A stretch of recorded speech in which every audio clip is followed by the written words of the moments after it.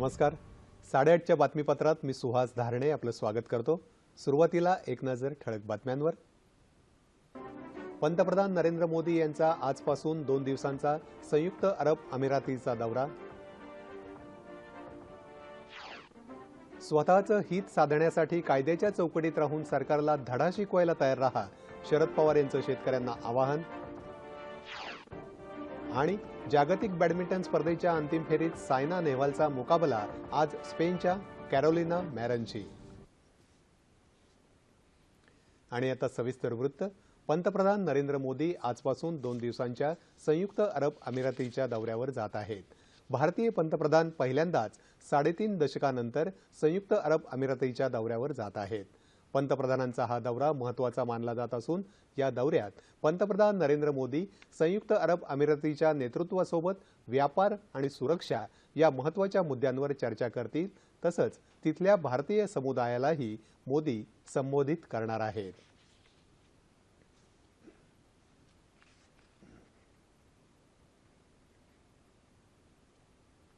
देशाच्या संरक्षणासाठी आपलं योगदान देणाऱ्या 67 वीरांना शौर्य पुरस्कार जाहीर झाले आहेत. यामध्ये 2 कीर्तिचक्र, 10 शौर्य चक्र, 54 शौर्य पुरस्कारांचा समावेश आहे. जम्मू काश्मीरमध्ये दहशतवाद्यांशी मुकाबला करताना वीरमरण आलेल्या नायब सुभेदार राजेश कुमार यांना कीर्तिचक्रानं गौरवण्यात आलं आहे. मणिपूरमध्ये बंडखोरांशी सामना करताना शौर्य गाजवलेल्या लेफ्टनंट कर्नल नेक्टर सांजेनबाम यांनाही कीर्तिचक्रानं गौरवण्यात आलं आहे. राष्ट्रपती पोलीस पदकं केंद्रीय आणि राज्य पोलीस दलातल्या 824 जणांना जाहीर झाले आहेत. यामध्ये गुरदासपूरमधल्या दहशतवादी हल्ल्यात शहीद झालेले दिवंगत पोलीस अधीक्षक बलजीत सिंग यांच्यासह 3 जणांना राष्ट्रपती शौर्य पोलीस पदकं जाहीर झाली आहेत. राष्ट्रपती पोलीस पदकांमध्ये विशेष प्रावीण्यासाठी राज्यातल्या दहशतवाद विरोधी पथकाचे अतिरिक्त महासंचालक विवेक फणसाळकर यांचा आणि हिंगोलीतल्या बालापूर पोलीस ठाण्यातले उपनिरीक्षक अशोक जोंधळे यांचा समावेश आहे. गुणवत्तापूर्ण राष्ट्रपती पोलीस पदकासाठी महाराष्ट्र राज्य पोलीस दलातल्या 36 जणांची निवड झाली आहे. 2.5 लाख रुपयांच्या आत उत्पन्न असणाऱ्या शेतकऱ्यांच्या मुलांना उच्च शिक्षणासाठी लागणाऱ्या फीमध्ये 50% सवलत देण्याचा निर्णय राज्य सरकारनं घेतला आहे, असं कृषीमंत्री एकनाथ खडसे यांनी सांगितलं. बुलडाणा इथं जिल्हाधिकारी कार्यालयात ध्वजारोहण झाल्यानंतर ते काल पत्रकारांशी बोलत होते. भटक्या विमुक्त जातीच्या शेतकऱ्यांना केवळ 10% लाभार्थी हिस्सा भरून कर्ज उपलब्ध करून देण्यात येईल. शासनाकडून 50% आणि बँकेच्या माध्यमातून 40% अशा पद्धतीनं कर्ज उपलब्ध करून दिलं जाईल, असं खडसे म्हणाले. कायद्याच्या चौकटीत राहून स्वतःचं हित साधण्यासाठी सरकारला धडा शिकवायला तयार राहा, असं आवाहन राष्ट्रवादी काँग्रेसचे अध्यक्ष शरद पवार यांनी काल शेतकऱ्यांना केलं. लातूर इथं पक्षाच्या वतीनं आयोजित करण्यात आलेल्या दुष्काळ परिषदेमध्ये ते बोलत होते. 2 वर्षांपूर्वी राज्यात दुष्काळ पडला होता, तेव्हा केंद्र सरकारनं राज्याला भरघोस मदत केली. जनावरं जगवण्यासाठी तात्काळ चारा छावण्या सुरू करण्यात आल्या होत्या, पण यावेळी मात्र अजूनही या छावण्या सुरू करण्यात आलेल्या नाहीत, असं त्यांनी सांगितलं. राज्यातल्या व्यापाऱ्यांना द्यायला 7,000 कोटी रुपये तुमच्याकडे आहेत, पण शेतकऱ्यांना मात्र काहीच मिळत नाही, अशी टीका विधान परिषदेतले विरोधी पक्षनेते धनंजय मुंडे यांनी यावेळी केली. गेले 2 दिवस मराठवाड्याच्या दौऱ्यावर असलेल्या पवार यांनी दुष्काळी भागाची पाहणी करून शेतकऱ्यांबरोबर चर्चा केली. येत्या महिन्याभरात शेतकऱ्यांच्या समस्या सोडवण्याकरता राज्य सरकारनं पावलं उचलली नाहीत तर सरकारचा पाहुणचार घेण्यासाठी आपण सगळेजण जाऊ, असं ते म्हणाले.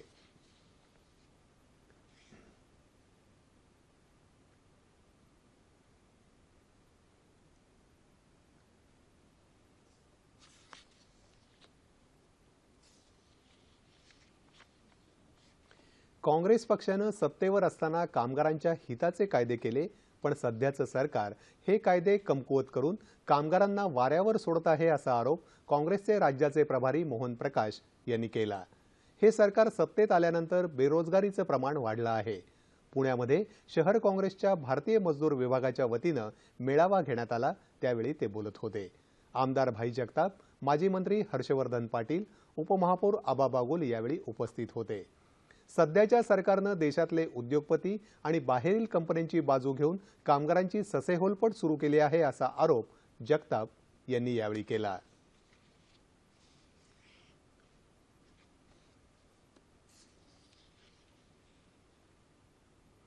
नागरिकांच्या तक्रारींचं निवारण करण्यासाठी राज्य सरकारनं सुरू केलेल्या आपले सरकार या उपक्रमाच्या दुसऱ्या टप्प्याचं उद्घाटन मुख्यमंत्री देवेंद्र फडणवीस यांच्या हस्ते काल मुंबईत झालं। 25 जानेवारीला हा उपक्रम मंत्रालय स्तरावर सुरू करण्यात आला होता। दुसऱ्या टप्प्याअंतर्गत ठाणे, नाशिक, पुणे, औरंगाबाद, नागपूर आणि अमरावती या 6 जिल्ह्यात हा उपक्रम प्रायोगिक तत्वावर राबवण्यात येणार आहे। पुढच्या वर्षी 26 जानेवारीपर्यंत राज्यातल्या सर्व जिल्ह्यात आपले सरकार हा उपक्रम राबवण्यात येईल अशी माहिती देवेंद्र फडणवीस यांनी यावेळी दिली। दिवसेंदिवस पर्जन्यमान कमी होत असल्यानं पाण्याचा नियोजनबद्ध वापर ही काळाची गरज आहे। त्यामुळे पावसाच्या पाण्याचं जास्तीत जास्त साठवण करण्यासाठी जलयुक्त शिवार अभियान प्रभावीपणे राबवावं असं आवाहन कोल्हापूरचे पालकमंत्री चंद्रकांत पाटील यांनी केलं। कोल्हापूरमध्ये सांगवडे इथं सिमेंट नालाबांधामधील साठवलेल्या पाण्याचं पूजन पाटील यांच्या हस्ते काल झालं, त्यावेळी ते बोलत होते। ऊसासह सर्व प्रकारच्या पिकांसाठी शेतकऱ्यांनी ठिबक सिंचन पद्धतीचा अवलंब करावा असं आवाहन त्यांनी केलं। जलयुक्त शिवार अभियानाअंतर्गत जलसंधारणाचा उपक्रम यशस्वीपणे राबवल्याबद्दल पाटील यांनी सांगवडे गावाचं कौतुक केलं। दुष्काळाच्या संकटाला तोंड देण्यासाठी राज्य सरकार सज्ज आहे असं सार्वजनिक उपक्रम बांधकाम मंत्री एकनाथ शिंदे यांनी सांगितलं। ते काल ठाण्यात बोलत होते। दुष्काळाचा सर्वाधिक फटका बसलेल्या या जिल्ह्यातल्या शेतकऱ्यांना राष्ट्रीय अन्न सुरक्षा योजनेत सामावून घेण्याचा निर्णय झाला आहे। त्याचप्रमाणे राजीव गांधी जीवनदायी योजनेअंतर्गत असलेल्या वैद्यकीय सुविधाही या जिल्ह्यातल्या शेतकऱ्यांना पुरवण्याचा निर्णय शासनानं घेतला आहे असं ते म्हणाले। नव्यानं 1 लाख विहिरी आणि 50 शेततळी निर्माण करण्याचा कार्यक्रमही सुरू झाल्याचं त्यांनी यावेळी स्पष्ट केलं।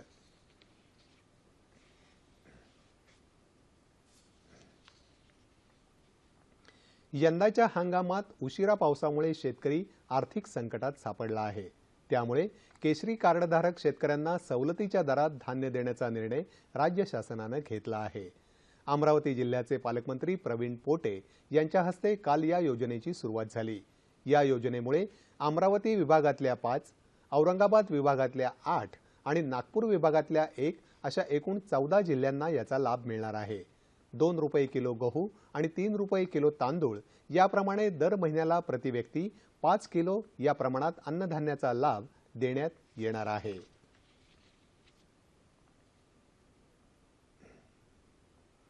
फुलपाखरू हा जैवविविधतेतला महत्त्वपूर्ण घटक।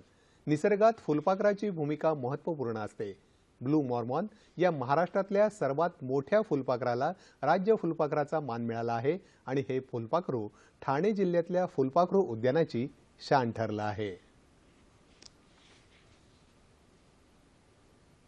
पर्यावरण संवर्धन करण्याच्या उद्देशानं प्रत्येक देश आपला राष्ट्रीय पक्षी, प्राणी, फूल घोषित करीत असतो। देशात कोणत्याही राज्यानं अद्याप राज्य फुलपाखरू घोषित केलं नाही। मात्र राज्य फुलपाखरू घोषित करणारं महाराष्ट्र हे पहिलं राज्य ठरलं आहे। ब्ल्यू मॉर्मॉन या फुलपाखराला हा मान मिळाला आहे। ब्ल्यू मॉर्मॉन हे गडद निळ्या रंगाचं फुलपाखरू असून त्याच्या पंखांवर खालच्या बाजूनं असलेल्या पांढऱ्या रंगामुळं आणि उठावदार काळ्या ठिपक्यांमुळं ते अतिशय गोंडस दिसतं। ठाण्यातल्या ओवळे गावातल्या उद्यानात ब्ल्यू मॉर्मॉन फुलपाखरू सध्या दिसत आहे। साधारणतः ब्ल्यू मॉर्मॉन हे बटरफ्लायचं खाद्य वनस्पती लिंबू आणि लिंबू व्हरायटीज ही बटरफ्लायज त्याची खाद्य वनस्पती आहे आणि त्या लिंबाच्या जातींवर ब्ल्यू मॉर्मॉन अंडी टाकत असतं। मोस्टली ब्ल्यू मॉर्मॉन हे जंगल एरियातलं बटरफ्लाय ते मोस्टली जुलै नंतर आपल्या शहरामध्ये बॉम्बे साईडला दिसायला लागतं आणि ते पूर्ण महाराष्ट्रात दिसतं। ब्ल्यू मॉर्मॉन हे बटरफ्लाय आपल्या गार्डनमध्ये गेली 10 ते 15 वर्ष दिसते। या दिवसात फुलपाखरं आणि त्यांना पोषक ठरणारी झाडं या बाबींचा अभ्यास करून ओवळे गावातलं उद्यान उभारलं गेलं आहे। या उद्यानात फुलपाखरांच्या 138 विविध जातीही पाहायला मिळतात। सुदृढ पर्यावरण आणि निसर्गाचं द्योतक असलेल्या फुलपाखरांचं संवर्धन केल्यास निसर्ग सौंदर्य अबाधित राखण्यास मदत होईल हे निश्चित। अथांग सागराच्या अंतरंगात सृष्टीची अनेक गुपितं दडली आहेत। मात्र ती पाहण्यासाठी स्कुबा डायव्हिंग या साहसी तंत्राचा आधार घ्यावा लागतो। यामध्ये या तंत्राचं प्रशिक्षण देणारी संस्था सिंधुदुर्ग जिल्ह्यात मालवण इथं सुरू होत आहे। समुद्राच्या अंतरंगात खोलवर असलेलं विलोभनीय सृष्टीसौंदर्य निहाळण्यासाठी स्कुबा डायव्हिंगचं ज्ञान असावं लागतं. अंदमान, लक्षद्वीप, पद्दुचेरी या ठिकाणी स्कुबा डायव्हिंगचं प्रशिक्षण देणाऱ्या संस्था आहेत. मात्र राज्यात ही कमतरता महाराष्ट्र पर्यटन विकास महामंडळानं दूर केली आहे. सिंधुदुर्गमधील मालवण इथं Indian institute of scuba diving and aquatic sports अर्थात इस्डा ही शास्त्रशुद्ध प्रशिक्षण संस्था लवकरच पर्यटकांच्या सेवेत रुजू होतीये. तर आम्हाला जास्त पहिल्यांदी खूप जे एक्सप्लोजर आहे ते आम्हाला हे सिंधुदुर्गातलं दिसलं. सिंधुदुर्गात मग आम्ही काही स्पॉट्स आहेत म्हणजे पाण्याच्या खाली पर्वताच्या रांगा आहेत जे स्कुबा डायव्हिंगसाठी अतिशय उपयुक्त ते आहेत. ह्या इन्स्टिट्यूटचं असं वैशिष्ट्य आहे की एका फॅसिलिटीमध्ये सगळ्या जे इन्फ्रास्ट्रक्चर स्कुबा डायव्हिंगसाठी लागतं ते ह्या फॅसिलिटीमध्ये आहे. आणि ह्या इन्फ्रास्ट्रक्चरमध्ये सर्वात महत्त्वाचं की आपल्याकडं हा जो ट्रेनिंग पूल आहे हा डेडिकेटेड टू स्कुबा डायव्हिंग ट्रेनिंगसाठी हा पूल आहे. हा पूल इंडियातला सर्वात डीप पूल आहे. या केंद्रात 25 फूट खोल तरण तलावाची निर्मिती स्कुबा प्रशिक्षणासाठी करण्यात आली आहे. स्पीड बोटींसह स्कुबासाठी आवश्यक अद्ययावत साधन सामग्रींनी हे केंद्र सज्ज आहे. स्कुबा डायव्हिंगमधील सर्वोच्च अशा पेडी या आंतरराष्ट्रीय संस्थेची मान्यता या संस्थेला मिळाल्यानं हौशी ते तज्ज्ञ स्कुबा डायव्हर्सना इथे परिपूर्ण प्रशिक्षण मिळणार आहे. स्कुबा फक्त धाडसी क्रीडा प्रकारच नाही तर समुद्र विज्ञान संशोधन, सागरी बचाव कार्य, नौदल, सीमा सुरक्षा दल या क्षेत्रातही स्कुबाचं प्रशिक्षण आवश्यक असतं. या सर्वांसाठीच ही संस्था अत्यंत उपयुक्त ठरणार आहे. मुंबईतील गिरणी कामगारांप्रमाणे सोलापुरातील गिरणी कामगारांना मिलच्या जागेवर मोफत घरं मिळावीत, कामगारांना थकीत रक्कम मिळावी आणि कामगारांना आरोग्य विमा संरक्षण मिळावं या मागण्यांसाठी सोलापूर बंद गिरणी कामगार संघाच्या वतीनं जिल्हाधिकारी कार्यालयासमोर कालपासून आमरण उपोषणाला सुरुवात झाली आहे. गिरण्या बंद झाल्यानं कामगार देशोधडीला लागला आहे. आमच्या मागण्या मान्य होईपर्यंत आमरण उपोषण सुरू राहील अशी माहिती संघटनेचे सचिव शिवानंद बसवंती यांनी दिली.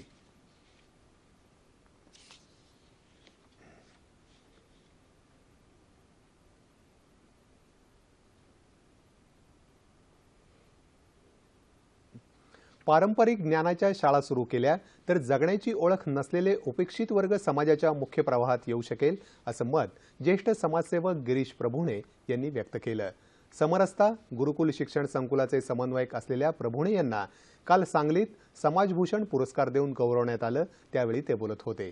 शाल, श्रीफळ, सन्मानचिन्ह आणि रोख 21,000 रुपये असं या पुरस्काराचं स्वरूप आहे. भटक्या समाजातल्या मुलांच्या शिक्षणासाठी प्रभुणे यांनी केलेल्या कार्याच्या गौरवार्थ त्यांना हा पुरस्कार प्रदान करण्यात आला.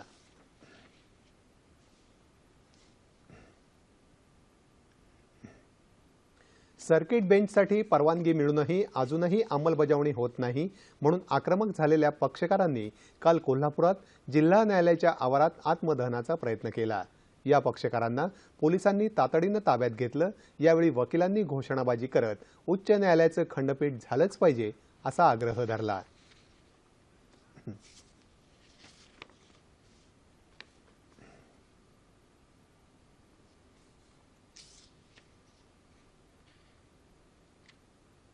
इंडोनेशियातल्या जकार्ता इथं सुरू असलेल्या जागतिक बॅडमिंटन स्पर्धेच्या अंतिम फेरीत पोहोचून सायना नेहवालनं काल इतिहास घडवला.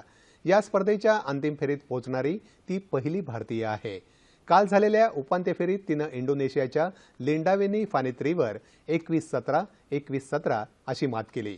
अंतिम फेरीत सायनाची गाठ आज स्पेनच्या कॅरोलिना मॅरिनशी पडणार आहे.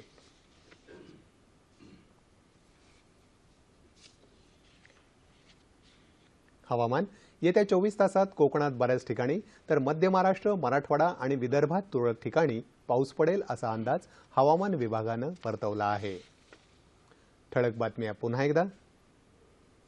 पंतप्रधान नरेंद्र मोदी यांचा आजपासून 2 दिवसांचा संयुक्त अरब अमिरातीचा दौरा. स्वतःचं हित साधण्यासाठी कायद्याच्या चौकटीत राहून सरकारला धडा शिकवायला तयार राहा, शरद पवार यांचं शेतकऱ्यांना आवाहन. आणि जागतिक बॅडमिंटन स्पर्धेच्या अंतिम फेरीत सायना नेहवालचा मुकाबला आज स्पेनच्या कॅरोलिना मॅरिनशी. याबरोबरच हे बातमीपत्र संपलं. पुन्हा भेटूया दुपारी 2:30 वाजता सह्याद्री वाहिनीवर. नमस्कार.